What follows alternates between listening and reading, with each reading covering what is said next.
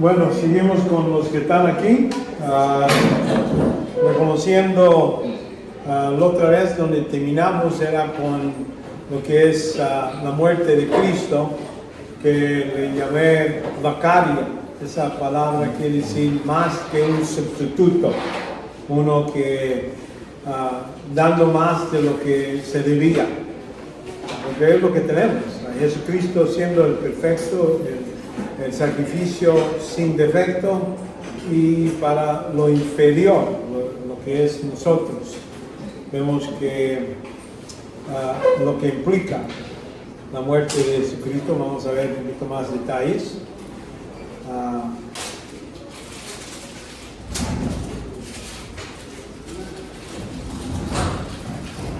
Vamos a ver también lo que implica la muerte del Hijo de Dios, y vamos a ver también las parcias conscientes de lo que es la muerte del Hijo.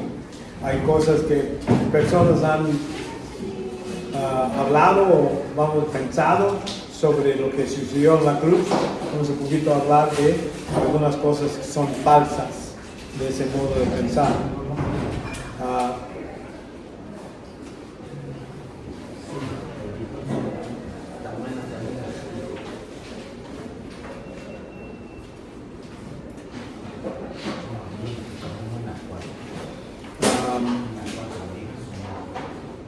Lo que implica la muerte de Cristo nos da seguridad del amor de Dios hacia el pecador.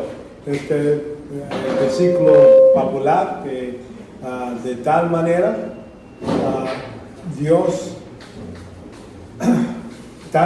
amó Dios al mundo, que dio a su Hijo unigénito, para que todo aquel que cree en Él no pierda más, que tenga vida eterna. Entonces ahí vemos ese, es la buena noticia, que muchos, cuando decimos el Evangelio dice buena noticia, es lo que quiere decir. Y esto es, y cuando hablamos que implica el amor de Dios, como les digo otra vez, la idea que el amor de Dios no es como nosotros normalmente hablamos de amor. Amor normalmente tiene que ver con atracción, algo que otra persona, uno ama a otra persona por lo que ellos son o lo que te hagan para ti. Ese es el amor personal que conocemos. Pero cuando hablamos del amor de Dios para el mundo, no está viendo al mundo como me gusta cómo se peinan, cómo hacen. Éramos enemigos de Dios cuando Cristo murió. Cuando Cristo mandó a Cristo, no era que el mundo era tan atractivo, ¿entienden? Eran enemigos. Y dice esto, la palabra amor para Dios, en este caso estamos hablando de haciendo lo mejor por el objeto de Él está pasando el amor. Está haciendo lo mejor. Normalmente cuando amamos o algo atractivo, hacemos lo mejor con nuestras esposas, nuestros hijos, por el amor de ellos, lo hacemos lo mejor. En el caso para Dios, Él no está viendo a nosotros como algo,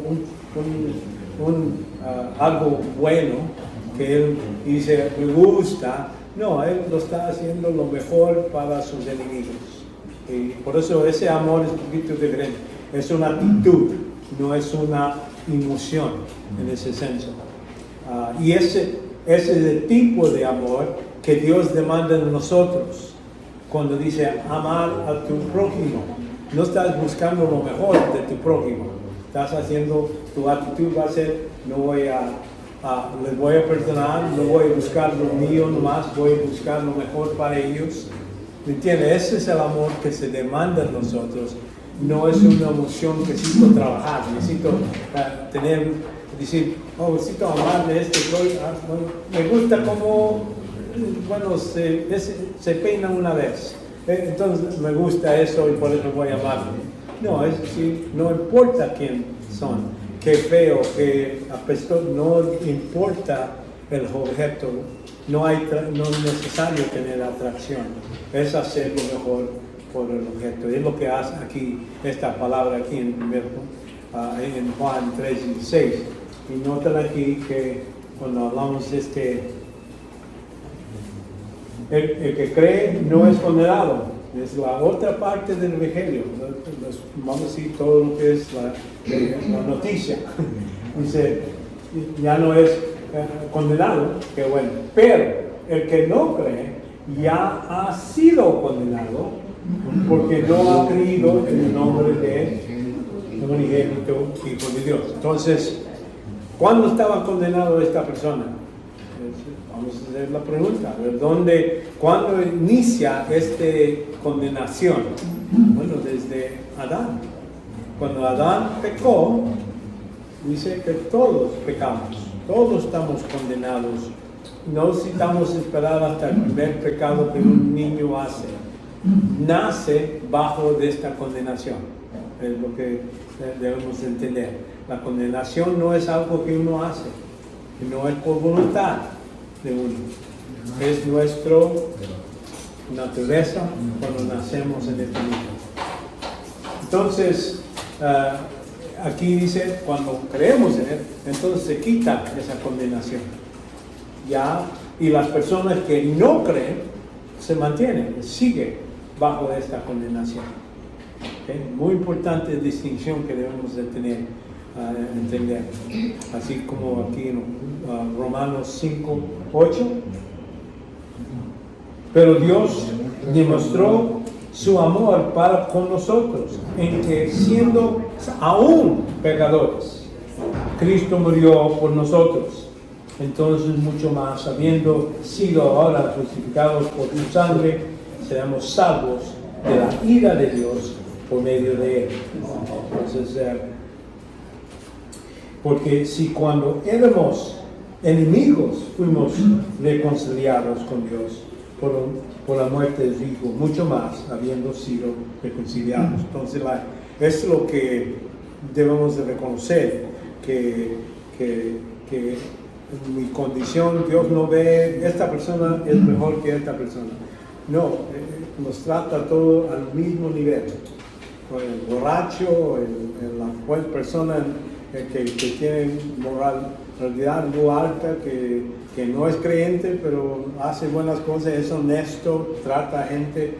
Todo eso, para Él es lo mismo, condenados. El 1 Juan 3:16 dice, en esto conocemos el amor en que Él puso su vida por nosotros. También nosotros debemos poner nuestras vidas por los hermanos. Entonces, debemos de imitar el amor de Dios.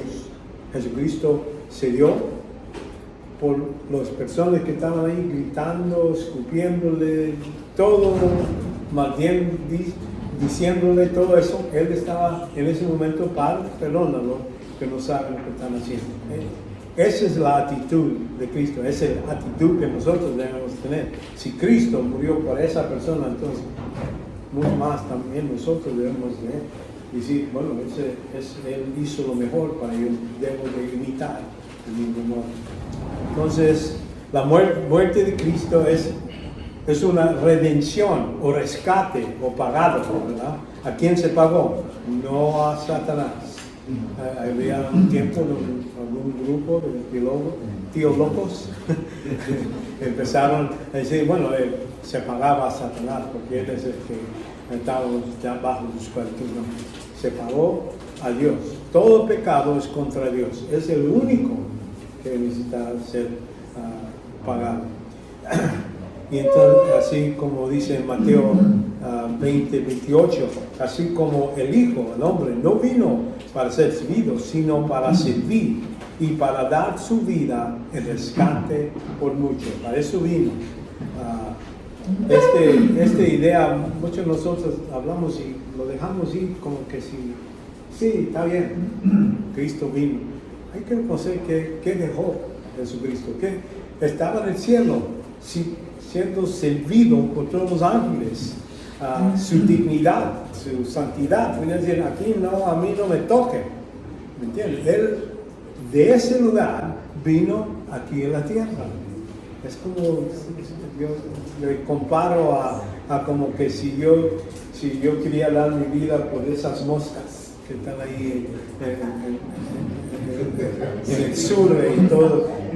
Pero necesito ir a vivir con ellos, necesito ir a caminar en el mismo ciudad y todo eso. Y uno se pone a pensar qué nivel bajó Cristo para venir a servirnos, y por eso debemos de ser más agradecidos en ese sentido.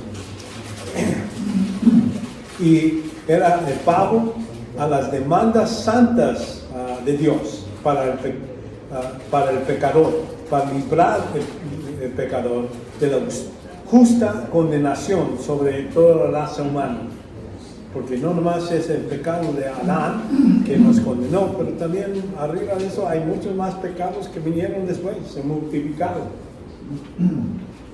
Y vemos aquí en Romanos 6:22, es donde vemos a Pablo explicando esta idea. Pero ahora, habiendo sido librados del pecado y hechos siervos de Dios, tenéis por vuestro fruto la santificación. Entonces debe de haber algo en su vida, de verdaderamente si reconoces de dónde viniste, de qué esclavitud, qué deuda tenías. Esta santificación debe ser algo normal. Como resultado, la vida eterna, porque la paga del pecado es muerte, pero la dádiva de Dios es vida eterna en Cristo Jesús. Entonces ahí hace la distinción. Ya el pecado de un hombre se pasó y eso condenó toda la raza humana, ese nos infectó a todos nosotros. Entonces, pero la dádiva, estamos hablando de Cristo, Él estaba dado y dio su vida con nosotros. De eso estaba hablando. Y entonces eso es lo que pagó a Dios. Dice, el paga es por el pecado de la muerte. Cristo cumplió con ese pago. Bueno, entonces, ¿por qué gente va al infierno? No es por sus pecados. Hay que dejar eso a un lado. Decir, la razón que esta persona ahí porque tenía 1000 pecados, este tuvo 49, este tuvo... No, esos pecados ya están pagados. No nomás de nosotros, pero de todo el mundo, de lo que dice Juan. Primero Juan capítulo 2 habla que ese pago cubrió todo. Ahora, ¿por qué todos no son salvos entonces? Porque hay que recibir el don, hay que aceptarlo. Y es lo que hacemos cuando creemos en Cristo, cuando decimos, yo dependo en Cristo para mi salvación, no en mí. Yo no te puedo pagar, no es que voy a hacer una buena vida, voy a ir a la iglesia todos los sábados, domingos y...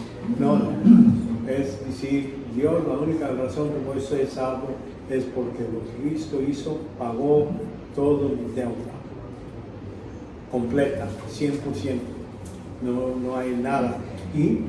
Pero no quiere decir, bueno, ahora sí ya puedo vivir como yo quiero. Es que Dios nos compró, es nuestro servicio para servir. Él tiene obra para que nosotros hagamos, para eso lo hace. Y si no lo hacemos, si fallamos y vivimos así como decimos, entonces vamos a estar bajo disciplina, porque somos hijos de Dios. Cuando Dios hace a nosotros un hijo, entonces ya sale la correa, de vez en cuando para disciplinarnos, para traernos, mantenernos en el camino bueno.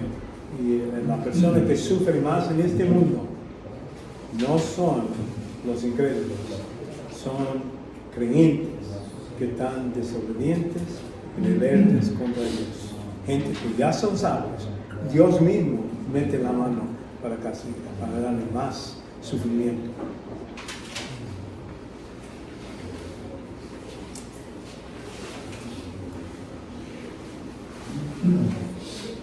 Acá ya hablamos de eso, entonces dijimos lo que implica la muerte es nuestra seguridad de ese amor. La muerte de Cristo es redención, rescate, ya hemos hablado de las demandas santas. Entonces vemos otra cosa que implica.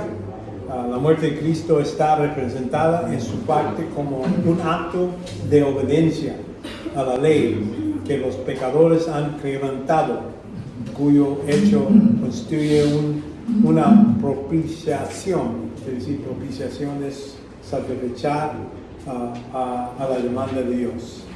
Por eso esa palabra se halla en 1 Juan capítulo 2 habla que Él es nuestra propiciación. Es que había la ira de Dios contra toda la humanidad. Ahora, cuando Él paga ese pago, Dios esa ira ya no está dirigido a los que son salvos. La ira sigue a los que no, porque ellos no están bajo de ese techo de Cristo. Todavía eso está revelado del cielo, que esa ira todavía sigue, pero contra los que no han sido salvos.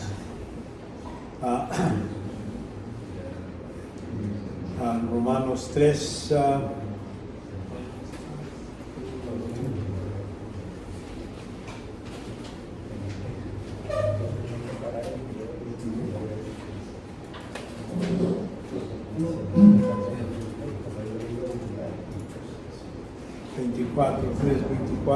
26, dice, siendo justificados gratuitamente, es decir, no pagamos gratuitamente porque nosotros no pagamos. No quiere decir no había pago, el pago era por medio de Cristo en la cruz, pero la persona que recibe esto, por su gracia, no lo merecemos, por medio de la redención que es en Cristo Jesús, a quien Dios, aquí es la parte, ¿por qué Cristo vino y murió a la cruz? Mucha gente dice, por salvarnos. ¿No? Aquí hay que reconocer la razón más alta.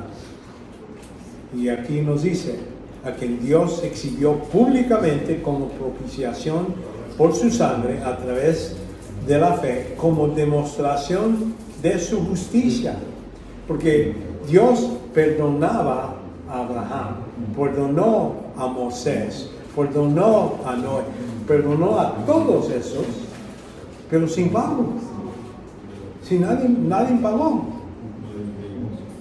Era como si sacó Abraham su carta de crédito, lo puso ahí y dijo, bueno, aquí está la carta. El pago va a ser después. Y es lo que debemos de entender. La razón que lo hace Dios es dice públicamente como propiciación de su a través de demostrar su justicia. Dios necesitaba demostrar su justicia, no era que escondidas, como un juez que dice, bueno, dame $2 y, ok, ahora sí vas a ir libre. No, dice, quería demostrar, no nomás a nosotros, pero a los ángeles caídos y los ángeles santos, ¿verdad? Vemos aquí, porque en su tolerancia Dios pasó por alto los pecados cometidos anteriormente. Satanás podía decir, no, tú estás perdonando nomás con lo que tú quieres, es todo. No necesita ver pago. Perdonas a todas estas personas que, mira, a David, ¿qué hizo? Mató, cometió adulterio, lo perdonaste. ¿Cómo? Eso no es justo. Y si perdonaste, a mí también debes de perdonar. Y todos mis ángeles que están conmigo podían decir eso y Dios que puede decir. No, mira, lo que es más importante no era porque Satanás puede decir, no me amaste por eso. Mira, aquí está mi hijo. Yo amo a mi hijo más que cualquier otro, ¿verdad? Y la justicia, lo más importante, necesitaba ser el pago por el pecado es muerte, y él lo saqué de mi hijo que amaba mucho más de cualquier otra persona. Entonces ahí es, por eso debemos de entender que lo que la muerte de Cristo hizo era demostrar que Dios es justo en perdonar a todos nosotros. Vemos que la muerte de Cristo no solo se echó un Dios santo, sino que provió las bases por medio de los cuales el mundo fue reconciliado con Dios. Y es lo que vemos en Romanos 5:10. Porque si cuando éramos enemigos fuimos reconciliados con Dios por la muerte de su Hijo, mucho más, habiendo sido reconciliados, seremos salvos por su vida. No solo esto, sino que también nos gloriamos en Dios por medio de nuestro Señor Jesucristo, por quien ahora hemos recibido reconciliación. Reconciliación es cuando hay enemigos. Reconciliación no es que Dios cambió, nosotros cambiamos. Dios hizo el trabajo para cambiarnos a nosotros, ya no seamos enemigos, pero parte de la familia, porque el pago de Cristo es el que permitió hacer eso. Dios sigue siendo justo y teniendo la ira contra lo que es la maldad.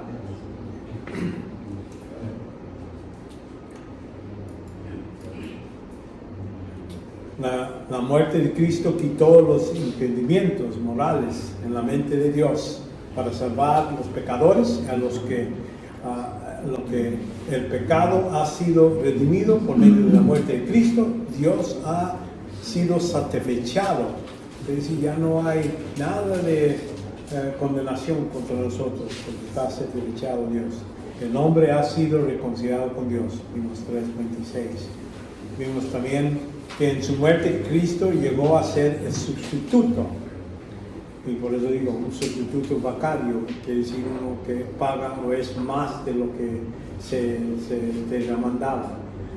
Así como si yo viniera y me dijera, bueno, te va a costar $1,000 este automóvil que quieres comprar, y yo le traigo un cacho de oro y lo pongo ahí, ya está pagado, aquí te pago todo. Y la gente dice, no, me pagó los 1,000 y mucho más. Y es lo que Dios ha hecho. Él no nomás me pagó para poner cero la cuenta, pero sobra, sobra más.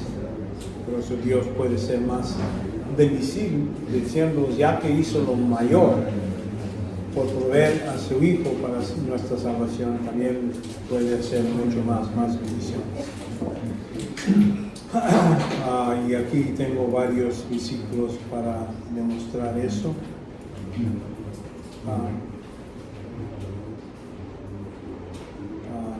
Levíticos. Cristo llegó a ser sustituto, así como Aarón utilizaba. Eso es uno de los modos.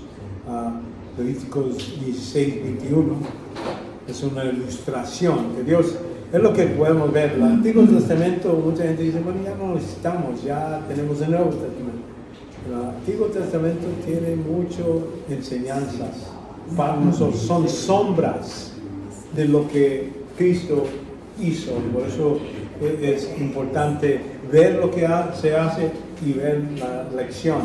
Pero Dios, el Espíritu Santo, nos enseña por eventos y ilustraciones para traer la doctrina o la enseñanza que Él quiere. Y así, por ejemplo, después Aarón pondrá ambas manos sobre la cabeza del macho cabrío y confesará sobre todas las iniquidades de los hijos de Israel y todas sus transgresiones, todos sus pecados, poniéndoles sobre la cabeza del macho cabrío, y lo enviará al desierto por medio de un hombre preparado. Entonces, quiere decir, los pecados del pueblo se lo puso a la cuenta de este animal. Ahora, este animal lo saca fuera de la congregación, así como Cristo murió fuera de Jerusalén. ¿Me entienden? Él se le dio todo eso, y por eso este hombre necesitaba llevarlo para allá, y entonces cuando regresaba necesitaba esperar, bañarse y todo eso, esperar cierto tiempo, entonces podía otra vez juntarse con la gente. Pero es la cosa, esta ilustración es como Dios hizo. Agarró a Cristo, confesó todos sus pecados a Él, y entonces Él sufrió, lo sacó de fuera de Israel, de Jerusalén. Lucas dice, porque os digo que es necesario que en mí se cumple esto que está escrito, y con los transgresores fue contado, pues ciertamente lo que se refiere a mí tiene su cumplimiento. Quiere decir, ¿dónde murió Cristo? No murió con buenas personas, murió con los asesinos. Sí, ahí estaba entre medio. Agarró el lugar de quién? Barabbas. Agarró el lugar. Él salió libre y Cristo agarró su lugar y ahí murió con los otros ladrones. Entonces, por eso, así como ese animal que los dejó ir, la misma cosa. Vemos aquí también varios, en Mateo 20:28.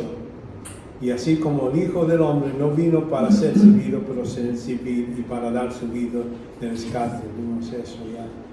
Entonces, con estas ilustraciones, Dios está enseñándonos algo, que Cristo es sustituto, vacario, y con lo que Él hizo, agarró nuestro lugar y entonces salimos libres. Se afirma que la doctrina de sustitución es inmoral. Ahora vamos a hablar de gente que, esto es una de las cosas que hablan los musulmanes. Ellos hablan que no es justo. Dice, se afirma que la doctrina de sustitución es inmoral, porque una víctima inocente, los pecados, Dios lo está castigando a Cristo, un inocente, por las cosas que otras personas han hecho. Eso no es justo. Es lo que ellos hablan y por eso no creen en Jesucristo, que Él murió por los pecados de otros. Para ellos es algo injusto. Ahora, ahí es donde debemos...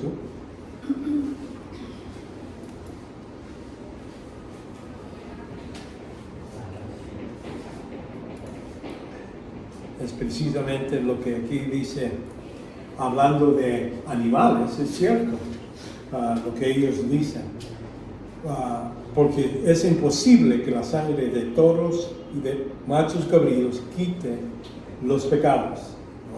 Acuérdense que lo estoy diciendo. Dios perdonó a Israel, perdonó a David por medio de estos sacrificios. Pero aquí me dice, es imposible, por cual Él entrará en el mundo y dice, sacrificio y ofrenda no has querido, pero un cuerpo has preparado para mí. En las holocaustos y sacrificios por el pecado no te he complacido. Entonces eso no satisfechaba a Dios en su justicia. Entonces dije, he aquí, yo he venido. Entonces ahí es donde Cristo agarró y dijo, yo lo voy a hacer, yo voy a entrar, voy a hacer ese sacrificio. Nadie mató a Cristo en la cruz. Mucha gente aparece que eso pasó, pero acuérdense que Cristo decía, nadie me quita la vida, yo lo entrego y yo lo voy a levantar. Que decir, no era como un mártir, mucha gente tiene esa idea. Y en este caso vamos a reconocer, están correctos los humanos, porque aquí dice que no es imposible, todo esto es un sustituto, pero no estamos hablando de animales o una persona que era buena o algo. Estamos hablando de la persona perfecta que fue a la cruz. Y en ese Dios dijo el modo que iba a pagar por todos estos pecados. Se asegura que Cristo murió como un mártir, porque el valor de su muerte consiste en el ejemplo de valor, lealtad en sus convicciones. Mucha gente piensa eso, y por eso no tienen la idea, no están realmente entendiendo qué era el precio, quién era Cristo. Aquí cuando hablo, Jesucristo mismo dice, yo no soy mártir. No soy víctima, lo que dice aquí en Juan 10:18. Nadie me quita, sino yo la doy. De mi propia voluntad. Tengo autoridad para darla y tengo autoridad para tomarla. De nuevo, ese es el mandamiento que recibí de mi Padre. Es la obediencia a su Padre. Muchos hablamos de valor, de inteligencia, todo, pero para Dios lo más importante de ver en cada los que lo siguen, es humildad. Es la más alta característica que Dios ve. Y lo que es la humildad, viene Cristo a servir. Dice, yo voy a hacer lo que mi Padre dice, no lo que me da mi gana. Voy a hacer lo que obediencia, es el fruto de esa humildad que Él hace. Y aquí demuestra que Él viene con esa intención. Se dice que Cristo murió para ejercer cierta influencia de carácter moral. Es decir, es como no más una ilustración, una buena persona que vino a demostrar cómo debemos de vivir. Es todo. Pero no era Dios, no era sacrificio, no, nada de eso. Alguna gente así piensa de Cristo. No lo ponen al mismo nivel donde realmente es. Le quitan su deidad, le quitan el sacrificio, el valor del sacrificio verdadero. Y como por ejemplo aquí en Tito 3, 5 a 7. Y Él nos salvó, no por obras de justicia que nosotros habíamos hecho, sino conforme a su misericordia, por medio del lavamiento de la regeneración y la renovación del Espíritu Santo, que Él derramó sobre nosotros abundantemente por medio de Jesucristo, nuestro Salvador, para que justificados por su gracia fuésemos. Entonces, por su gracia, la parte es importante, no merecemos, nadie puede decir, yo merezco. Dios, yo fui a la misión, yo hice todo esto, yo fui a la iglesia toda mi vida, yo hice, nada de eso cuenta cuando hablamos de la salvación, del perdón del pecado, todo eso. Y por eso, cuando confesamos nuestros pecados, no vamos a venir a Dios y decir, bueno, yo te prometo ya no hacerlo otra vez. O te prometo, si me perdonas, te voy a hacer esto. Si ponemos esas condiciones, ¿qué estamos diciendo? Aquí está tu mordida, pues. Aquí están tus 5 centavos para que me dejas ir. No, porque no tiene nada de valor comparado a lo que hizo Cristo. Pagar total, el bien, todo, 100%. Por eso nosotros cuando vinimos al Señor por perdón, es decirle, perdone, yo he fallado, yo he hecho esto, pero no merezco la perdón, nomás es por los méritos de Jesús. Por eso Él es fiel y justo para perdonarnos. Es muy importante. Porque mucha gente no toma la Santa Cena, dice, bueno, es que no ha estado viviendo bien, y piensa que eso lo detiene. Hay que conocer, decir, no, yo vengo a la Santa Cena, me examino, veo las cosas que ha hecho mal, Dios lo ha hecho mal, perdón por medio de lo que hizo Cristo, y ahora puedo tomar la Santa Cena. No depende en cambiando y haciendo, bueno, no quiero decir, bueno, voy a pecar, voy a tomar, voy a emborracharme, todo eso, entonces vengo a la iglesia, ok, ahora perdóname, no, es todo, pero no es la razón. Lo que debemos de entender es confesar nuestros pecados no es una licencia para pecar, es una oportunidad que Dios da para limpiar la limpieza. Ok, ahora seguimos con la resurrección de Cristo. La resurrección en el Antiguo Testamento se va a demostrar cómo se utiliza. Hay que reconocer que los judíos, cuando oían la palabra de resurrección, no estaban pensando en el Mesías levantándose después de morir o algo así. Ellos tenían un punto de vista. La resurrección es que va a haber este grupo que realmente siguió al Señor y todo eso, ese va a ir a recompensas. Este grupo que viene y hizo el mal o nunca eran salvos, al infierno. Ellos nomás pensaban que había haber un día, bueno, como ellos lo explican, un día va a haber un tiempo donde todos los que siguen al Señor van a ir con el cielo y estos que hicieron maldad van a ir al infierno. Es como ellos entendían esa palabra de resurrección. No es hasta que vemos en el Nuevo Testamento más detalles de cómo va a ser estas resurrecciones. En el censo de Cristo vemos la resurrección en el Antiguo Testamento, las predicaciones de Cristo en su propia resurrección. Cuando Él dice, voy a resucitar, voy a morir, voy a quedar 3 días y voy a resucitar. Él lo dice varias veces, no quiere decir que lo dijo desde el principio, pero parece que los últimos meses, semanas, es cuando empieza a decirles a sus discípulos. La cosa es que sus discípulos no lo creían.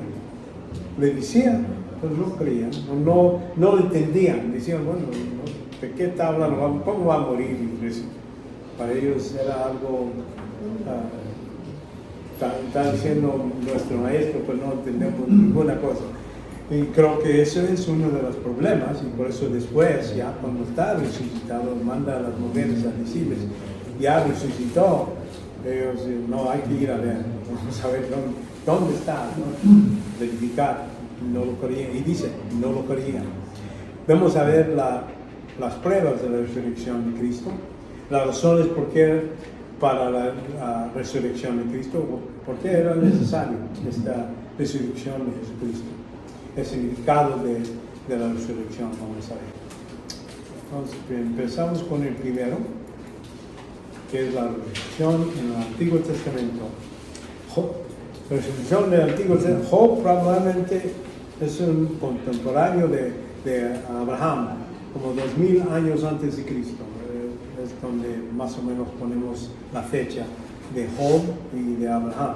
Expresa en su declaración de fe. Aquí está bajo de sufrimiento y todo eso, y quería morir, pero él una cosa que sí creía, aquí en Job 19:25, y si que mi Redentor vive, y sé que mi Redentor vive, al final se levantará sobre el polvo.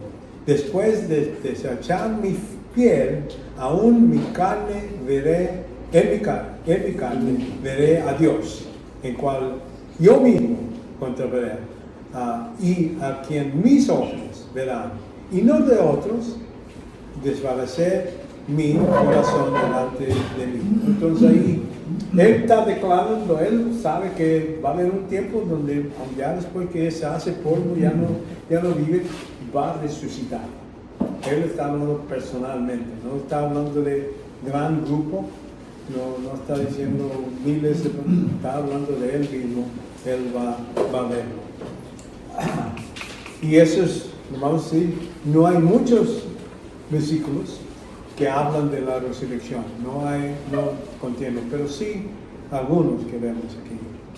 Aquí también vemos que David declara la resurrección de Cristo y se enseña específicamente en Salmos.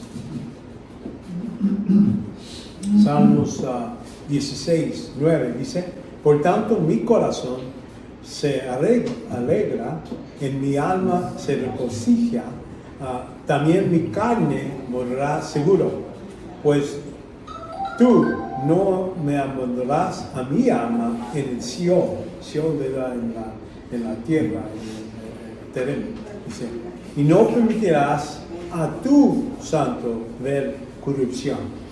Ahora, cuando interpretaban en este, está hablando de David, pero después Jesús lo aclara, no está hablando de David mismo, está hablando de, aquí dice, tu santo, el santo es el Mesías.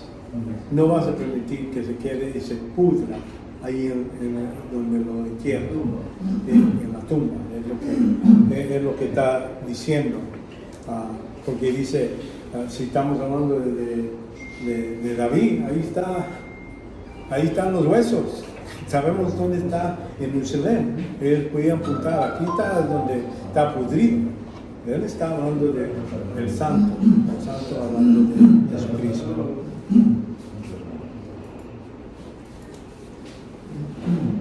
Vemos que frecuentemente la predicción de Cristo en su propia resurrección, varios lugares. Aquí les puse una lista de diferentes partes de los evangelios. Aquí, por ejemplo, Mateo 16. Y noten, estos son cosas que está después de la mitad de su ministerio es cuando empieza a hablar de esto. Dice aquí, desde entonces, ¿desde cuándo?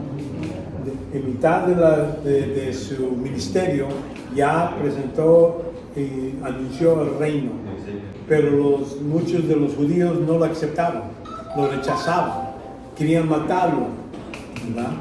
Y entonces dice,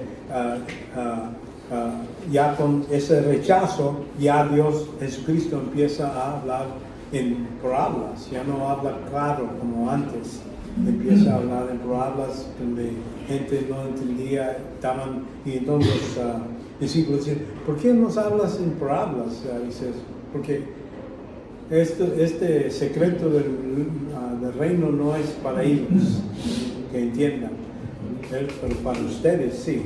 Y por eso él les explicaba aquí en privado lo que quería decir, pero para ellos no era. Pero aquí dice, desde entonces Jesús comenzó a declarar a sus discípulos que debía de ir a Jerusalén y sufrir muchas cosas de parte de los ancianos y de los principales sacerdotes y de los escribas, y ser muertos y resucitar al tercer día. Una cosa que noto cuando Cristo dice voy a ir a morir, no para ahí. Todas veces pone, voy a estar enterrado, pero voy a resucitar. Todo completo la historia. Esto es muy probable, más oyeron la parte que va a morir. Historia. Mateo 17, 23 se repite. Y le matarán y al tercer día resucitará. Y ellos se entristecieron mucho. Ahora sí ya oyeron que iba a morir, entonces estaban tristes de esto. Pero no de la otra parte, que iba a resucitar. No dejaron eso a un lado. Eso es de Mateo. Vemos en Marcos también. Hace lo mismo. Saliendo de allí, iba pasando Galilea y él no quería que nadie lo supiera, porque enseñaba a sus discípulos y les decía, el Hijo del Hombre será entregado a las manos de los hombres y le matarán después del muerto. A los 3 días resucitaré. Pero ellos no entendían lo que decían. Entonces, la Biblia misma nos dice, oían lo que decía, pero y a veces tenían miedo preguntarle, porque a veces regañaba Jesucristo, ustedes tardos de corazón, no entienden esas cosas. Y mejor decía, bueno, sí entendemos. Pero así son nosotros, hombres y mujeres, lo mismo. Dejamos decir, no dejar decir lo que estamos pensando. Ahora, entonces, ahí es donde Cristo mismo está anunciando.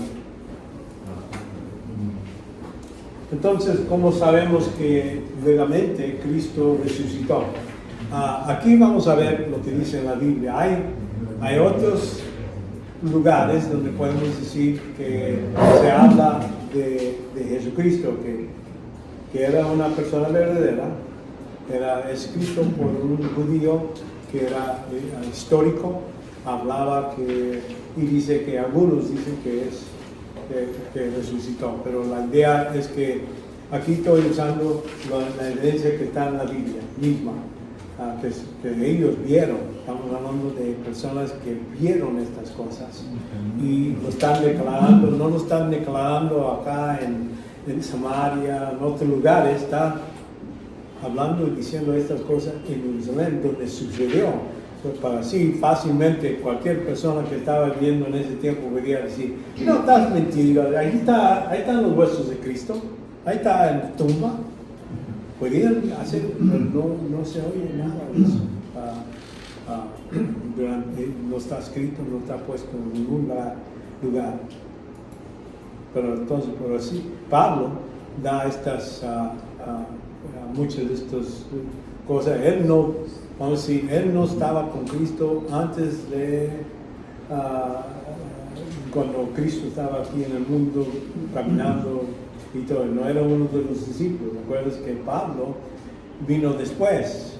Y él, cuando oía de esta mentira en Suma, él quería matar a los cristianos. Y no fue creyente hasta cuando él vio a Cristo mismo. Cristo le habla y dice, Saúl, ¿por qué me persigues? ¿Verdad? No dice, ¿por qué me persigues a mis hijos o mi iglesia? No, ¿por qué me persigues a mí? Entonces él dice, bueno, ¿quién eres tú? Dice, Jesucristo. Entonces ahí, a ese momento, Saúl reconoce su error y Dios de ahí dice, Jesús, voy a utilizar a este para ser mi testigo, no más aquí, y va a sufrir y va a ir hasta a los diferentes reyes.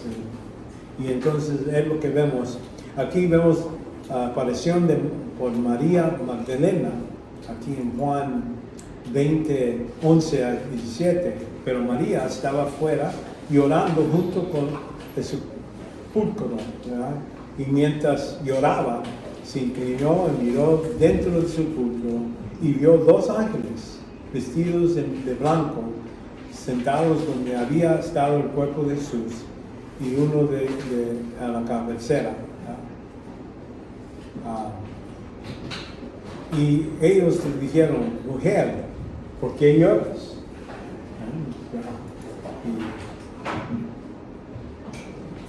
Porque se han llevado a mi Señor y no sé dónde han puesto. Al decir esto, se volvió y vio a Jesús que estaba ahí, pero no sabía que era Jesús. Ahora, una de las cosas que se ha mencionado en varias de esas visiones de Cristo después de la gente no lo conocía, y una de las explicaciones que he oído y me suena es posible. Vemos que para Jesús, habla de su yendo a la cruz, y creo que es en Isaías donde habla que no se conocía como hombre. ¿Por qué? Es que durante el tiempo hasta su bigote lo quitaron, y golpeado y todo eso. Por eso su cara no tenía la misma vista como uno que cuando lo vieron normalmente. Así yo conozco personas que se rasuran todo, su barba y todo, y vienen, no lo conocen porque se ve completamente diferente. Es una de las razones porque es posible, por eso no lo conocieron, luego, nomás viéndolo, porque si uno lo ve exacto como antes, pues no problema, pero así ya sin bigote, es posible, es una de las razones por qué no lo conocieron luego. Y entonces vemos los que iban por el camino, los dos discípulos estaban hablando con él y no los conoció hasta cuando empieza a hablar y explicarles todas esas cosas, se sientan a comer, entonces lo conocieron. Pero dice, entonces sus ojos estaban abiertos. Quiere decir, a lo mejor el Espíritu Santo no permitió que lo conocieran luego, y hasta que Él permitió que lo vieran. Hay dos modos que podemos decir por qué es eso. No es que los testigos de Jehová dicen, no es que Cristo no tenía otro cuerpo, no era el mismo. No, este cuerpo tiene agujeros, ¿verdad? Tenía mancha y todo eso, por eso no cae bien. Pero aquí, ¿pregunta? Entonces vemos también en Marcos 16, y después de haber resucitado muy temprano el primer día de la semana, Jesús se apareció primero a María Magdalena, y de que había echado fuera 7 demonios, y ella fue y se lo comunicó a los que habían estado con él, hablando de los discípulos, diciéndoles, y que estaba y cuando ellos oyeron, ahí es donde vemos su gran fe, ¿verdad? Y cuando ellos oyeron, estaba vivo y que ella había visto, ¿qué hicieron? No negaron. No, estás loca, ¿verdad? Es la primera cosa que viene de su mente. Como que nosotros sabemos que está enterrado, está muerto, se acabó, ¿no? Entonces ahí vemos también la aparición por medio a Pedro. Imagínate, Pedro es uno que no le dijo, no, si algo pasa yo voy hasta muero contigo. No, estoy seguro, dice, ¿estás seguro? Ahora en la noche vas a negar 3 veces. No, es un... ¿no? Entonces ya se va y ve que lo agarran y todo eso, y entonces te esconde. Imagino que por eso Jesús vino específicamente a él para ayudarle. Mira, ya fallaste, pero ahora tengo más que hagas, ¿verdad? Lucas, vemos aquí en Lucas 24, 34, que decían, es verdad que el Señor ha resucitado y ha aparecido a Simón.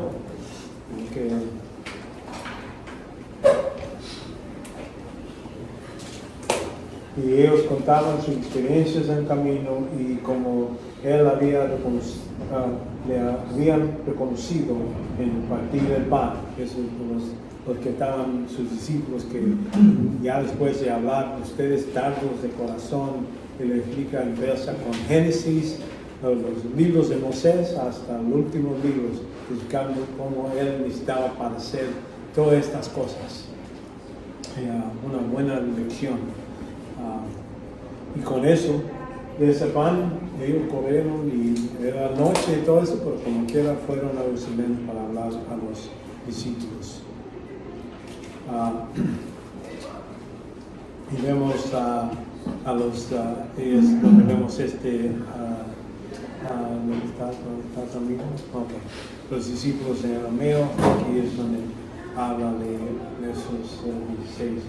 Después de esto se apareció en forma distinta a 2 de ellos que iban en camino al campo y fueron a comunicar a los demás, pero ellos tampoco les creyeron.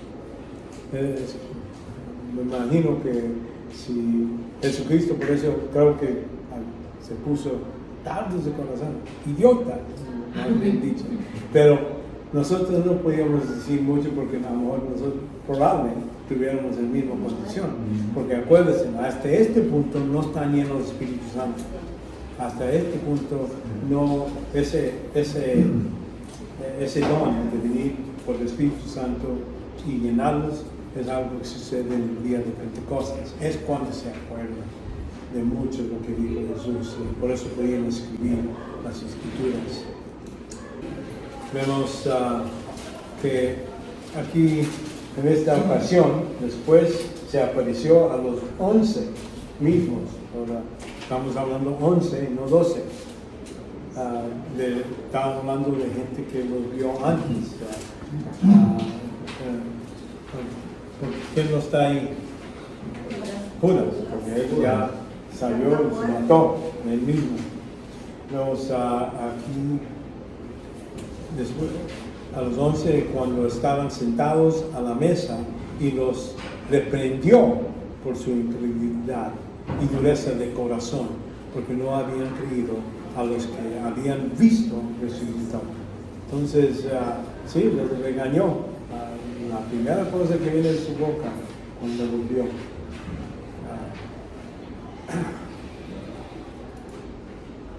Y aquí dice que mientras ellos relataban estas cosas, Jesús se puso en medio de ellos y le dijo, paz a vosotros. Pero ellos, aterrorizados y asustados, pensaban que veían un espíritu. Entonces ahí notan cómo sucede esta apariencia. No es como que dice, pasó dentro por la puerta o pasó por la pared. Dice, estaban sentados, de repente, ahí está, enfrente viéndolos. Y uno dice, bueno, eso es, puede decir que entró por la dimensión, otra dimensión. Puede decir que nosotros hablamos de las tres dimensiones del espacio, longitud, altura y depth. Son las tres medidas, pero es porque estamos limitados en eso, en nuestra vista normal. Pero esto de repente apareciendo en un lugar no quiere decir que no era físico, porque después de eso toca. Aquí están huesos y carne, no es un espíritu, que nomás es la realidad. Quiere decir que en ese caso puede cambiar, ir de un lugar a otro por la dimensión, así como Cristo dijo, déjame ir con mi Padre.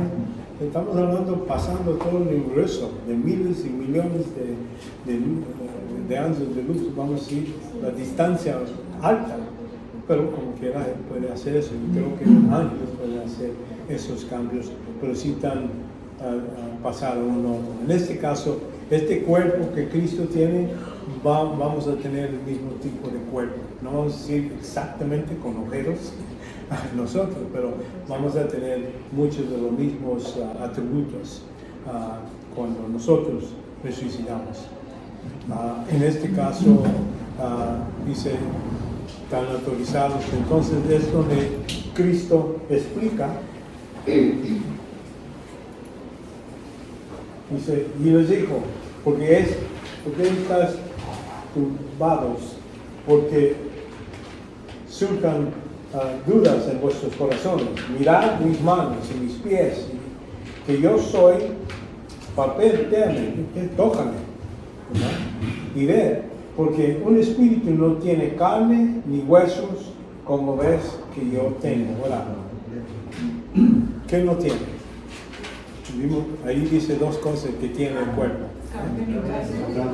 El hueso, ¿qué le falta? Para ser como nosotros. No, estamos hablando y material. No está. La sangre, no tiene sangre.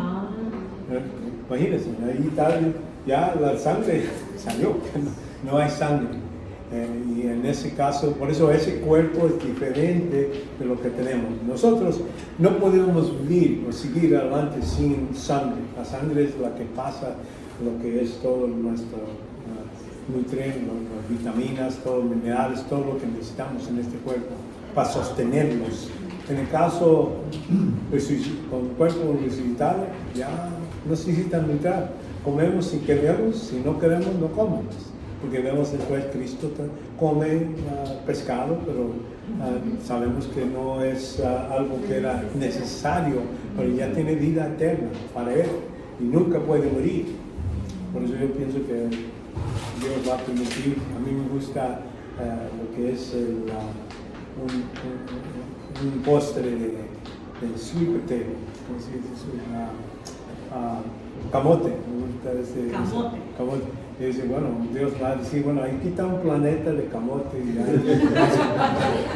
puedes comer todo lo que quieras sin importarte, ¿verdad? Pero aquí es uno de los cosas, y muchas veces una cosa así, digo, ¿qué me falta? Y es una curiosidad, no es que es una doctrina que necesitamos. Lo que estoy diciendo es que parece una de las razones, será porque ya no necesitamos. Porque en Deuteronomio dice que la vida está en la sangre, y por eso, pero para un animal, para un creyente, para un humano, la vida está en nuestra alma y espíritu. tenemos los tres partes, el cuerpo, alma, espíritu. Es cuando estamos completos, nacidos otra vez. Vemos que apareció a los 11 en una semana después de la resurrección. Eso sucede después en Juan 20,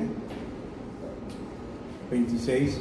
8 días después, sus discípulos estaban otra vez dentro y esta vez Tomás con ellos. La primera vez Tomás no estaba. Ellos estaban en otro lugar y cuando dicen a él, vimos a Jesucristo, estaba aquí, no lo voy a creer hasta que ponga la mano ahí en los agujeros donde están los clavos y quiero ver la espada, meter la mano ahí, entonces no creo. Entonces aquí vemos lo que Dios en Jesucristo le dijo a Tomás: acerca de tu dedo y mira mis manos, extiende aquí tu mano y métela en mi costado, y no seas incrédulo, sino creyente. Entonces ahí es cuando Tomás reconoce, sí, este es el Señor Jesucristo, es el mismo, no es un espanto, un espíritu, es la misma persona, con diferente cuerpo, el mismo cuerpo, pero con diferentes características, es lo que debemos entender. Entonces vemos en el mar de Galilea, aquí otra vez se aparece. Después de esto Jesús se manifestó otra vez a los discípulos junto al mar de Tiberias y manifestó de esta manera. Estaban juntos Simón, Pedro, llamando Dídimo, Natán, todos los demás que están ahí.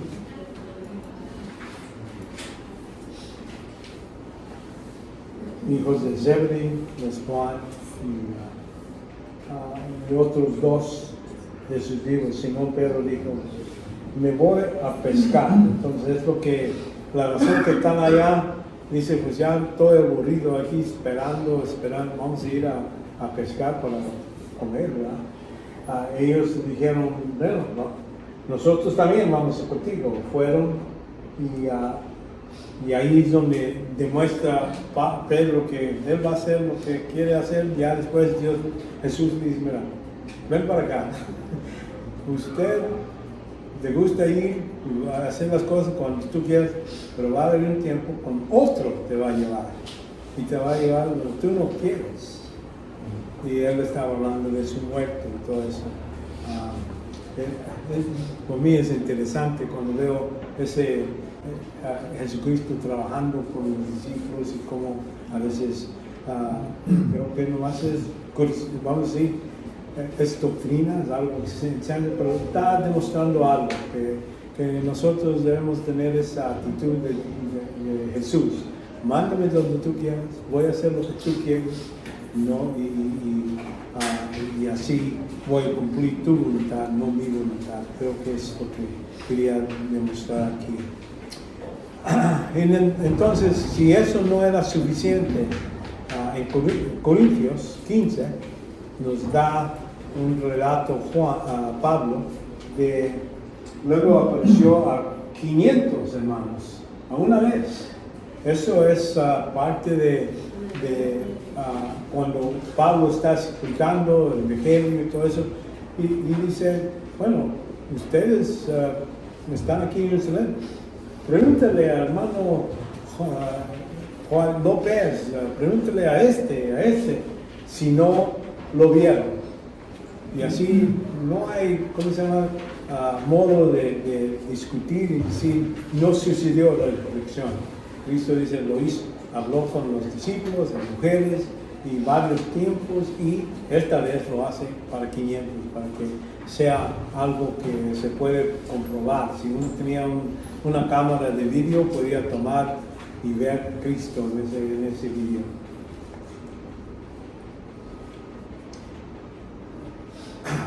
Entonces, no nomás son los 12. Y muchas veces hay gente que habla de cómo por qué discípulos vieron a Cristo? Bueno, es porque querían verlo, ya vieron a su maestro y más una ilusión. Bueno, entonces sí está bien una persona, dos personas es un poquito más difícil, la misma ilusión, pero cuando hablamos de 500, de que todos vieron la ilusión, el mismo sueño, ¿no? Muy difícil. Por eso es mucha, tenemos para poder creer lo que dice la Escritura.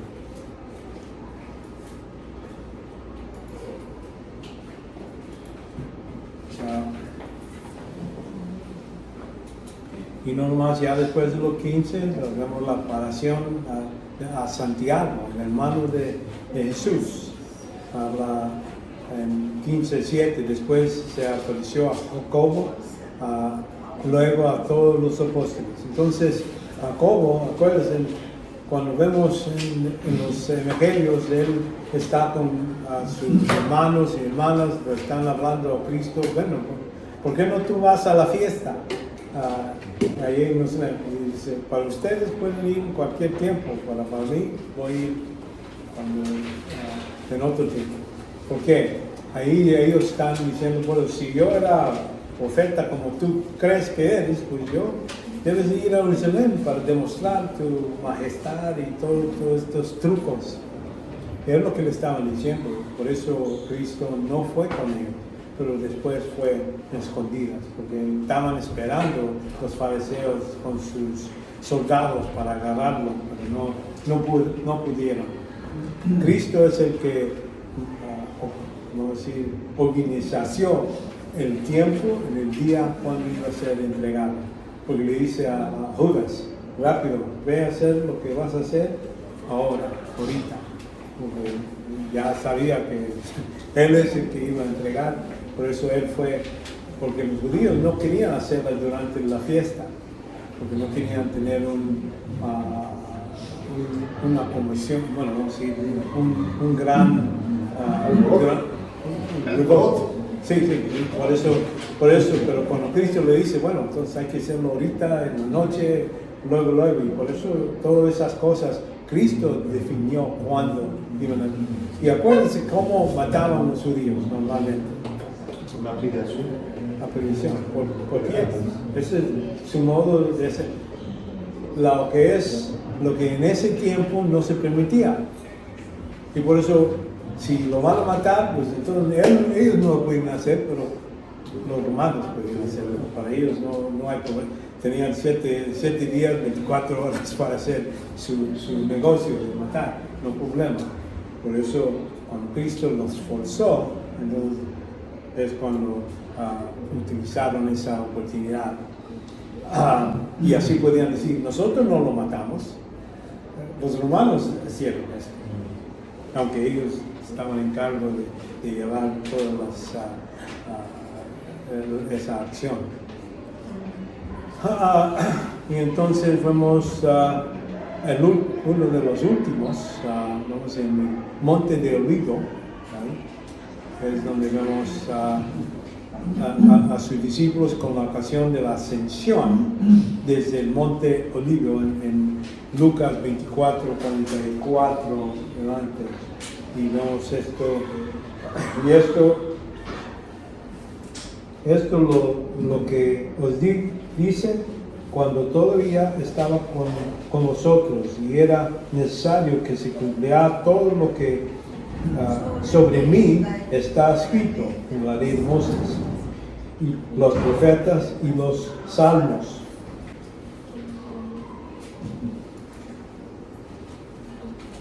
Entonces le abrió la mente, entonces ya con la ayuda de Jesús, y para que comprenderán las Escrituras. Así está escrito que Cristo resucitará y resucitará de entre los muertos el tercer día.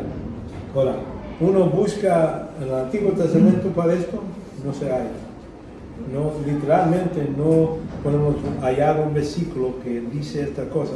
Pero para nosotros, cuando leemos la Biblia, pensamos que necesitamos tener las palabras. Ahí está hablando de un patrón. el patrón de cómo Jesús iba a ser resucitado.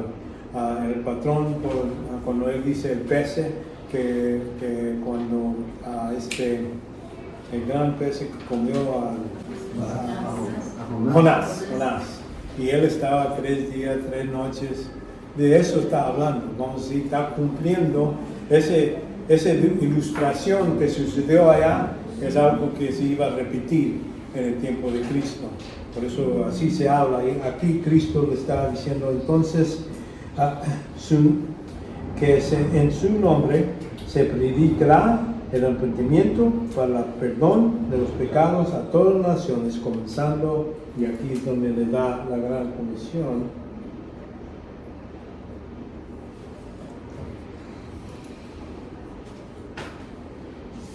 Y vosotros seréis testigos de estas cosas. De aquí enviaré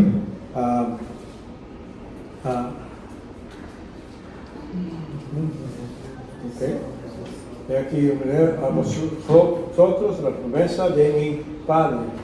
Pero vosotros permaneceréis en la ciudad hasta que seas investido por el poder del alto, hablando de cuando el Espíritu Santo iba a venir el día de Pentecostés. Entonces van a poder hacer este trabajo y ir adelante. Entonces, la última, vamos a decir, la apelación a Esteban y también a Pablo después, ¿verdad? Esteban aquí en capítulo 7, donde noten cómo Jesús lo recibe. Normalmente habla que cuando Cristo va al cielo, se sienta a la diestra de su Padre, ¿verdad? Pero noten lo que pasa aquí cuando estaba lleno de espíritu, fijos los ojos al cielo y vio la gloria de Dios. Y Jesús, ¿dónde? De pie a la diestra del Padre de Dios. Entonces este privilegio de decir, no, que yo puedo estar sentado, me levanto para recibir a este Esteban.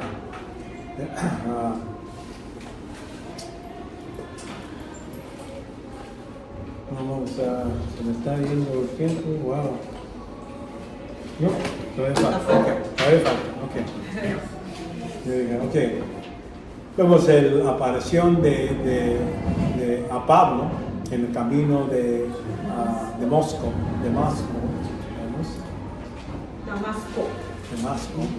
Aquí y se repite esta historia varias veces porque Pablo está dando la historia de cómo sucedió.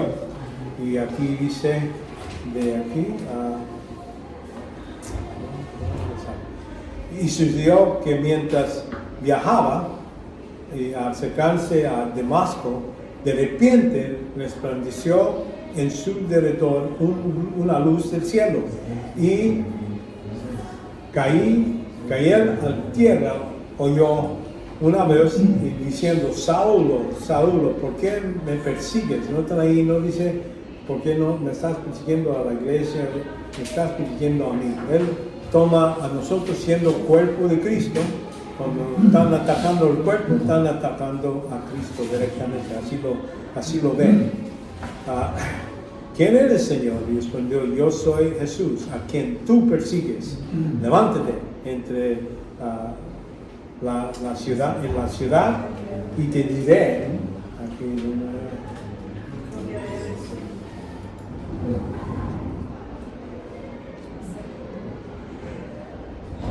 dice,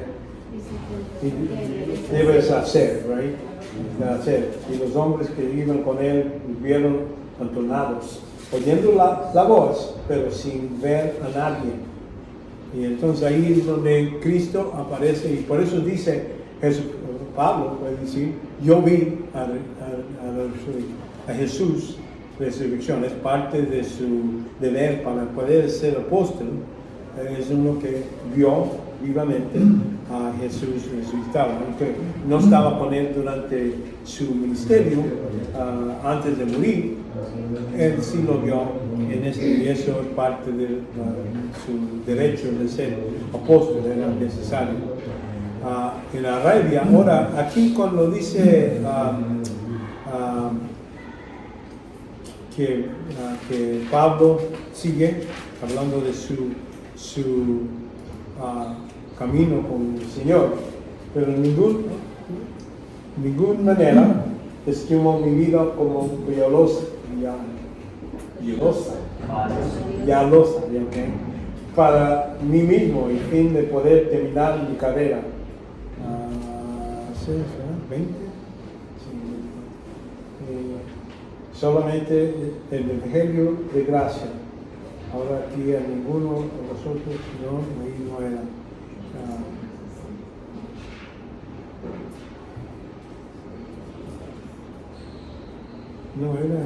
Galatas, ahí es donde es lo que estaba buscando. Pues ni lo recibí, Pablo hablando del Evangelio que él recibió, dice, ni lo recibí de hombre.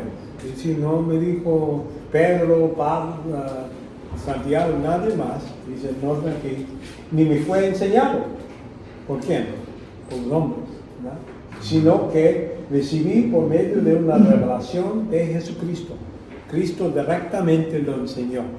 Aunque hay que reconocer que Pablo era uno que estaba bien educado sobre todo lo que es la ley de los fariseos, todo el Antiguo Testamento, memorizó el Antiguo Testamento, lo conocía, pero dice aquí que él no era revelación, quiere decir directo, algo que Jesús le dio directamente. Porque vosotros habéis oído acerca de mí de antigua manera de vivir en judaísmo, y cuando disimuladamente perseguía yo a la iglesia de Dios y trataba de destruirla. Para él era una secta, que estamos hablando, el error. Por eso era para él algo que era necesario destruir. Entonces, aquí cuando dice que cómo vino a entender más, aquí dice, ni subí a Jerusalén, no fui al centro donde estaban los otros apóstoles, ¿no? Que eran apóstoles antes que yo, sino fui a Arabia y regresé otra vez a Damasco. Aquí quiere decir que había un tiempo de entrenamiento para Pablo por medio de Jesucristo mismo. Por eso era la revelación directa. De todos los apóstoles, él es el que ha escrito más del Nuevo Testamento, porque Dios lo entrenó a Jesús para hacer este tipo de trabajo. Vemos que la aparición de Cristo en el templo, en Hechos 22. Y aconteció que cuando regresé a Jerusalén y me halló orando en el templo, caí de un éxtasis y vi al Señor que me decía, apresúrate y sal pronto de Jerusalén, porque no aceptarán tu testimonio acerca de mí. Y yo dije, Señor, ellos saben que en una sinagoga tras de otra yo encarcelaba y atosaba a los que creían en ti. Entonces sabía que la gente no lo iba a aceptar. ¿Por qué? Porque ya sabía, van a decir, este está jugando un truco, él está viniendo y apareciendo como que si es cristiano con nosotros para hallar todos y ponerlos en la cárcel y matarlos. Y por eso dices, no te van a aceptar, mejor salte aquí, tengo otro lugar. Y así es Dios, es el que... Entonces aquí cuando hablamos de qué tanto tiempo estaba en esta operación de entrenamiento, dice aquí en Galatas 1, dice, entonces 3 años después subí a Jerusalén para conocer a Pedro. Entrenó todo su entrenamiento y sabía el Evangelio, pero ya después de 3 años va a hablar con los apóstoles, no para ver si verificar, es para ver si que ellos entiendan que su Evangelio es de Dios, y eso para eso vino, no para que ellos lo informen a él no aprendió de ellos, él vino a demostrar. En el Evangelio que nosotros ya hay una separación entre los gentiles y los judíos.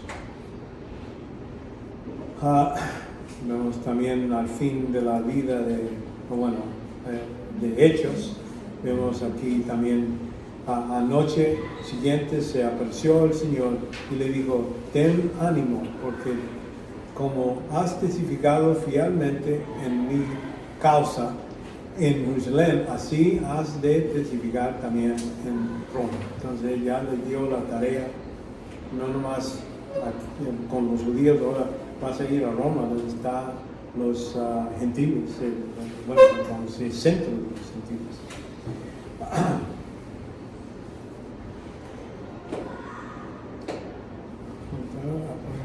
Apóstol Juan. Entonces la última aparición que vemos aquí en la escritura es cuando Jesús se aparece a Juan en el libro de Apocalipsis, ¿verdad? Aquí en esta visión parece que Juan está llevado al futuro. Cuando dice en el día del Señor, no está hablando el domingo, está hablando del día cuando Dios iba a hacer todo lo que es el Apocalipsis, todo lo que es los 4 capítulos capítulo 4 a 19, todo lo que es la tribulación. Y entonces aquí le dice, y me volví para ver quién era la voz que hablaba conmigo, y volví y vi 7 candelabros de oro, y en medio de los candelabros vi uno semejante al Hijo del Hombre, ese es el título de Jesús, vestido con túnica y que llegaba hasta los pies, ceñido por el pecho y por un cinto de oro, y su cabeza, cabello como blanco, y estaba hablando de Jesús. Entonces aquí es la última vez que vemos en la escritura donde se ve Jesucristo. Bueno, en el resto de Apocalipsis vemos a Jesucristo en el caballo blanco, todo blanco, todo esto vemos eso, pero como digo, la persona que lo vio era Juan. ¿Por qué es necesario que Cristo resucitara? ¿Qué es uno de ellos? Es estas razones que vamos a ver.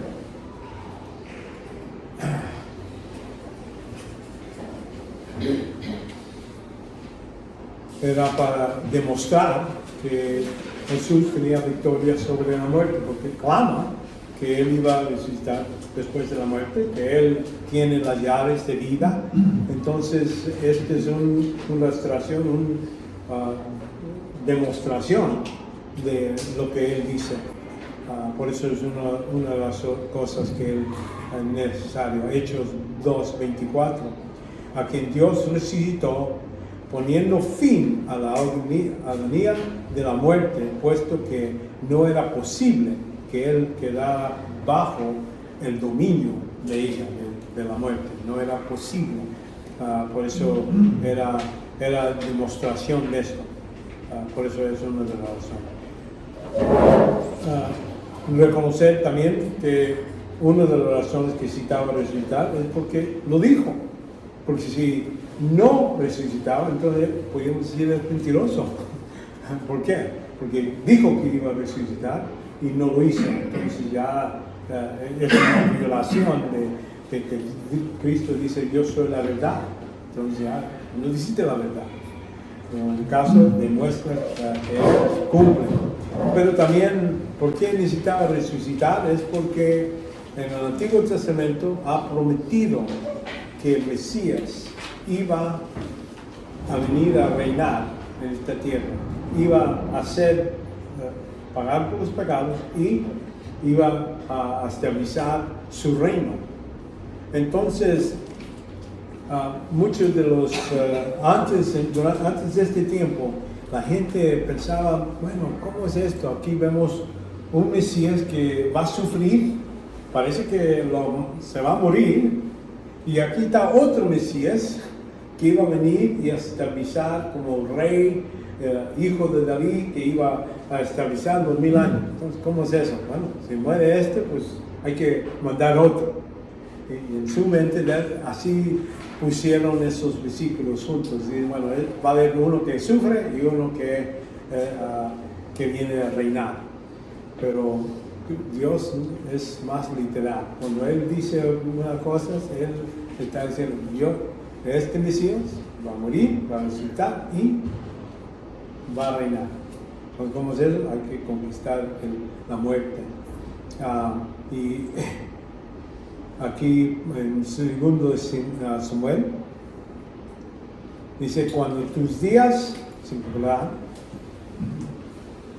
y reposas con tus padres, levantaré tu descendiente después de ti, en que saldrá de tus entrañas, estableceré su reino.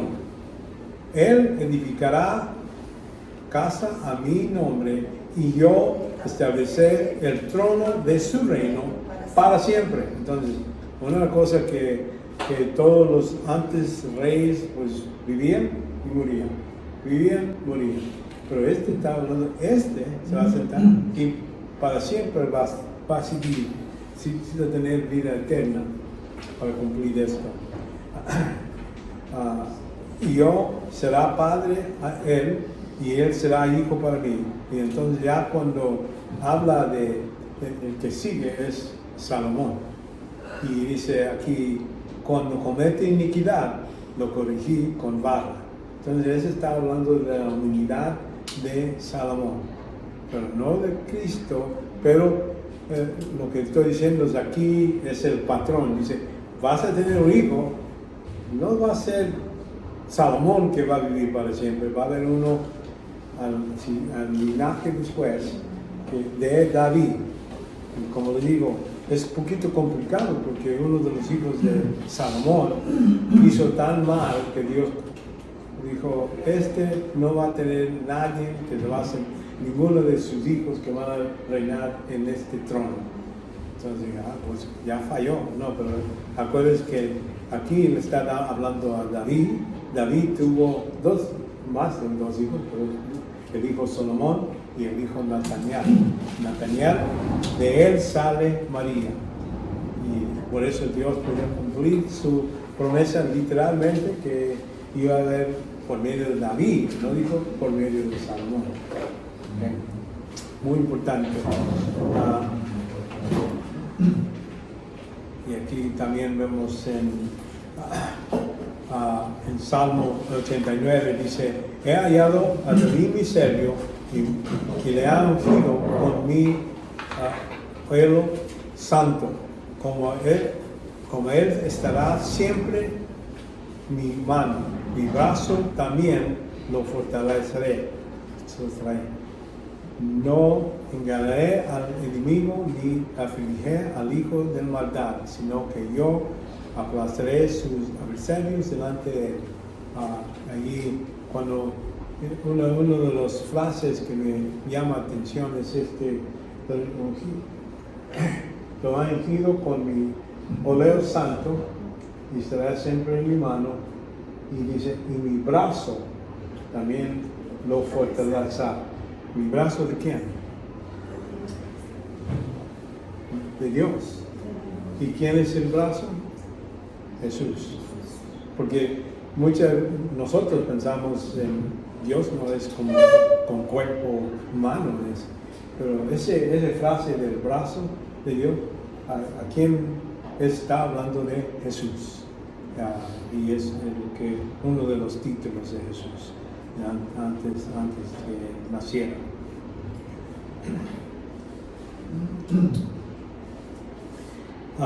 Entonces hay que cumplir estos pactos con Salomón, Levítico, cuando dice que va a tener ese hijo. Aquí vemos en Lucas 31, he aquí concebirás en tu sueño y darás luz a un hijo y pondrás por nombre Jesús. Este será grande y será llamado Hijo del Altísimo, y el Señor Dios le dará dará el trono de su padre David. Por eso Cristo necesitaba nacer en esa sangre, ese linaje de David. Y es lo que sucede aquí, se cumple. Y aquí hablando en Hechos, porque David dice, cuando escribió, veía siempre al Señor en mi presencia, pues está a mi diestra para que yo no sea conmovido. Por lo cual mi corazón se alegró, a mi lengua se rejuició, aún hasta mi carne descansará en esperanza, pues tú no abandonarás a mi alma en Hades. Entonces ahí,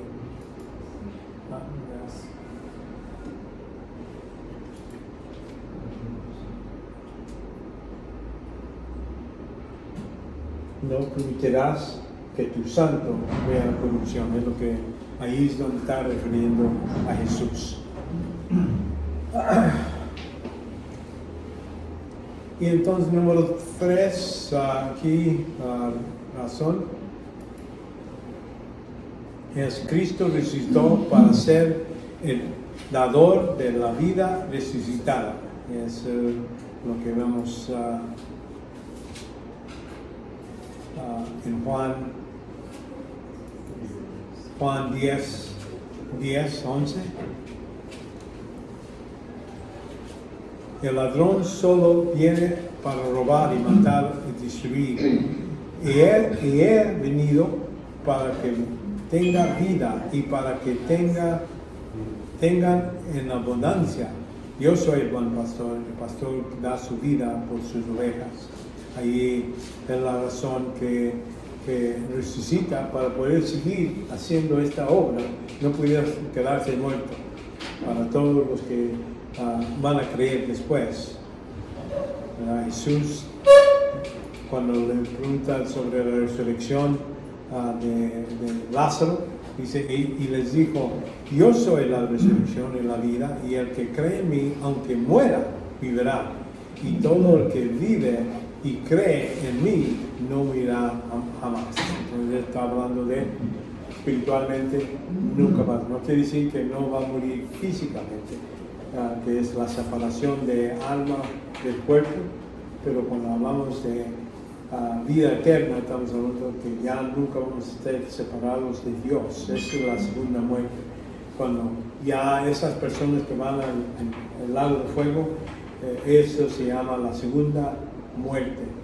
Y esa segunda muerte es separación de Dios permanente, nunca la posibilidad de cambio.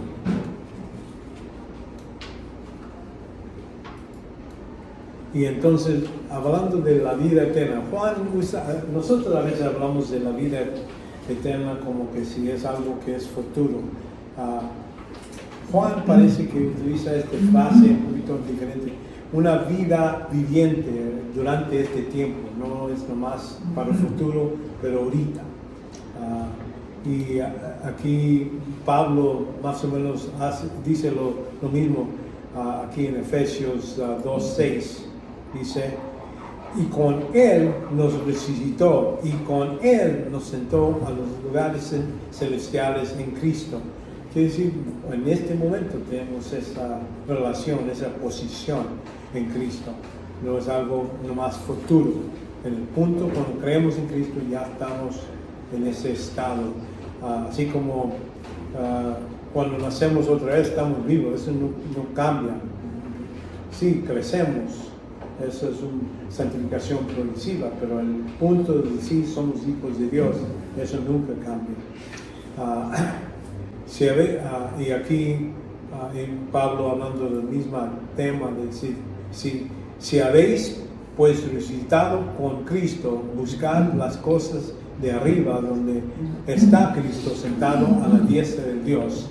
Poned la mira en las cosas de arriba, no en las cosas de la tierra, porque habéis muerto y vuestra vida está escondida con Cristo en Dios. Entonces ahí esta relación ya ha cambiado. Antes éramos muertos en espíritu, en nuestros delitos y todo eso. Ahora ya estamos vivos en Él. Es un estado de estar vivo.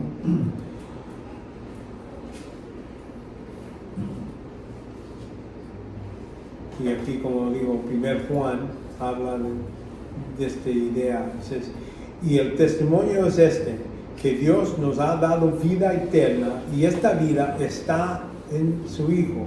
Esta relación nunca va a cambiar. El que tiene el Hijo, tiene vida. El que no tiene el Hijo, no tiene vida. Entonces ahí es el estado de estar vivos. Que antes estábamos muertos, ahora estamos vivos en nuestra posición.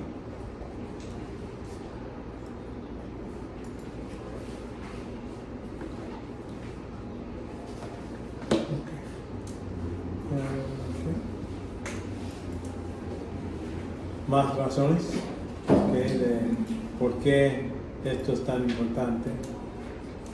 Perdón.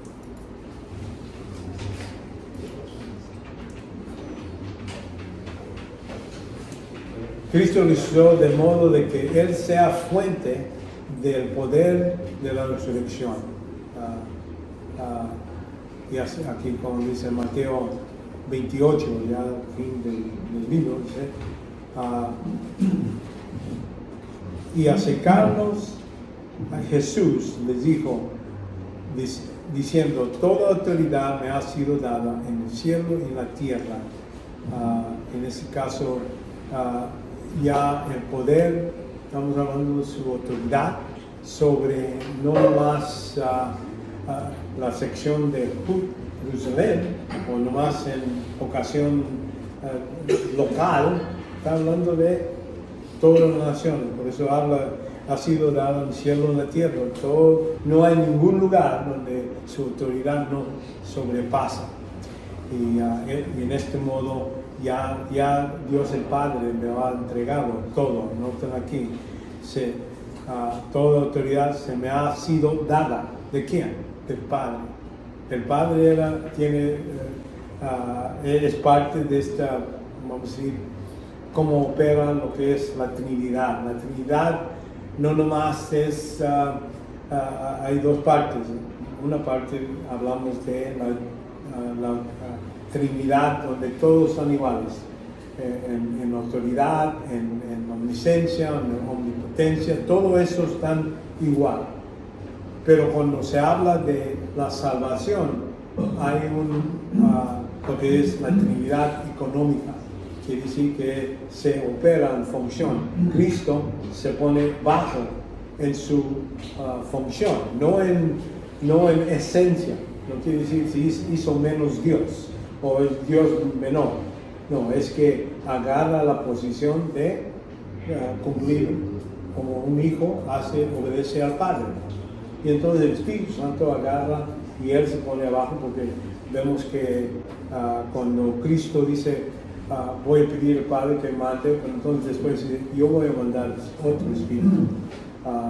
Entonces quiere decir, el Padre y el Hijo mandan al Espíritu que venga a ser consejero para la iglesia. Es el consolador. Entonces, de esto está hablando. Esta autoridad ya tiene. Entonces, cuando sigue lo demás de nuestro ir a ser discípulos de todas las naciones, bautizando en el nombre, noten aquí, como dijo, de la Trinidad, aquí está involucrado, no dice nombres, es singular, muy importante para distinguir, decir, esto está diciendo de la misma esencia, esta unidad. Cuando decimos Trinidad, unidad, es lo que no es único quiere decir uno en el senso de el número uno. Unidad es lo que vemos en la Trinidad, unidad, Padre, Hijo y Espíritu, enseñándonos a guardar todos los que ha mandado. Entonces esa es la dirección de Dios para la iglesia. Es lo que debemos estar haciendo discípulos. No nomás dar el evangelio, no nomás decir cómo ser salvos, es entrenar en cómo vivir como cristianos, siéndose más y más como santificación, exhortando, todo eso. Eso es la operación, es el propósito de la iglesia. Y es donde podemos utilizar los dones que Dios ha dado. Bueno, ya es otra clase, ¿no? Y sabemos que ya que tiene toda esta autoridad, vemos que Jesucristo resucitó para ser cabeza de la iglesia. En este caso, en Efesios 1:20 dice, y el cual obró en Cristo cuando le resucitó de entre los muertos. Que el trabajo del Padre y todo lo voy a resucitar. Cada una de las personas están involucradas en la resurrección de Cristo. Aquí dice que el Padre obró para resucitarlo. El otro parte dice, el Espíritu dio vida a su Espíritu. Entonces Cristo también dice, nadie me lo quita, yo voy a levantarlo otra vez. Los tres están involucrados en esa obra de resurrección. Resucitó de entre los muertos y le sentó a la diestra en lugares celestiales, muy encima de todo principado. Entonces ya esta autoridad está demostrada, ya hasta los ángeles, porque recuerdas, cuando Cristo vino, se hizo menos de ángeles. Y ahora cuando cumplió su obra como el hombre, Dios lo levantó y lo puso arriba. Ahorita el que controla el mundo es un hombre que está sentado aquí. Dice, y en lugares celestiales, muy encima de todo principado, de tal poder, dominio, de todo nombre, se nombra, no solo en este siglo, sino también el que viniera, todo para eternidad. Es que, dice, todo está sometido bajo de sus pies y él le dio por cabeza sobre todas las cosas.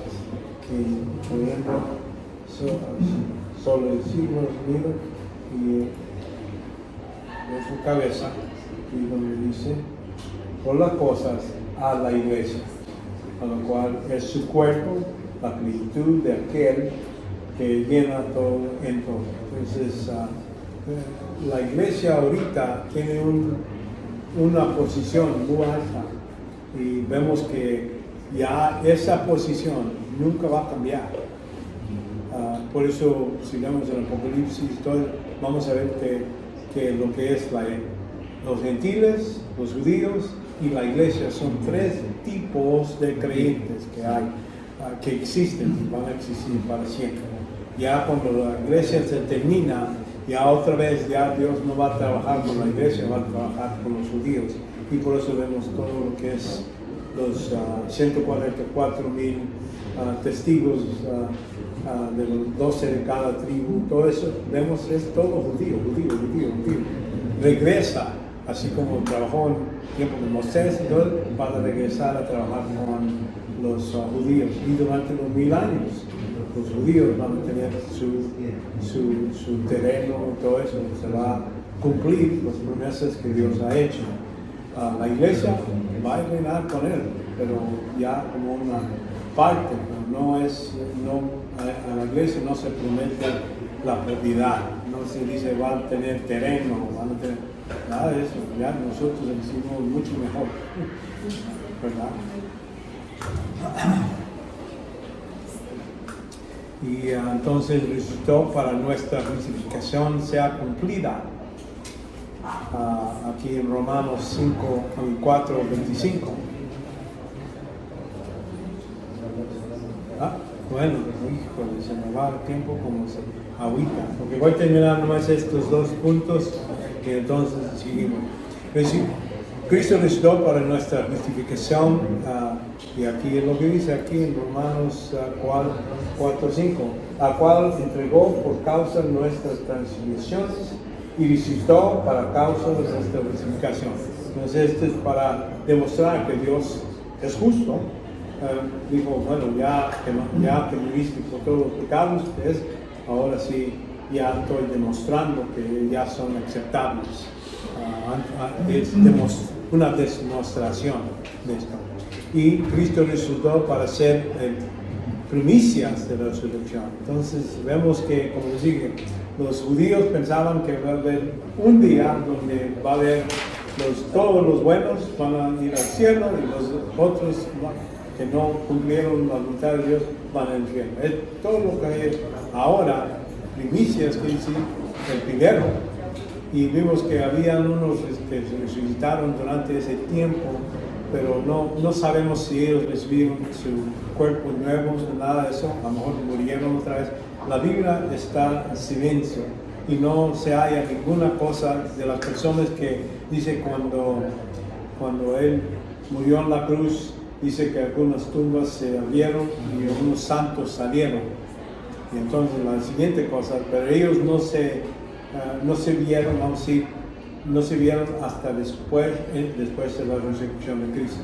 Entonces Él es la primicia, quiere decir, el primer fruto era Cristo. Entonces ellos ya después, los cuerpos estaban ahí, pero ahora se levantaron. Ahora, ¿dónde están? No sé. Que a lo mejor vivieron por un rato así como Lázaro, entonces murieron otra vez, no sabemos. O es posible que los llevó con Él al cielo, pero entonces ellos serán, bueno, hay complicaciones. Bueno, con eso ahí vamos a terminar. Vamos a orar, entonces. Padre, te damos gracias por este tiempo, por todo lo que has provisto. Padre, pedimos que sigas con nosotros, ayúdanos a comprender más y más de tu palabra y llévanos con bien donde vamos a descansar y todo eso, y que tráenos otra vez para la semana que viene para poder seguir adelante entendiendo más y más de ti. Padre, pedimos todo esto en el nombre de Jesucristo. Amén. Amén.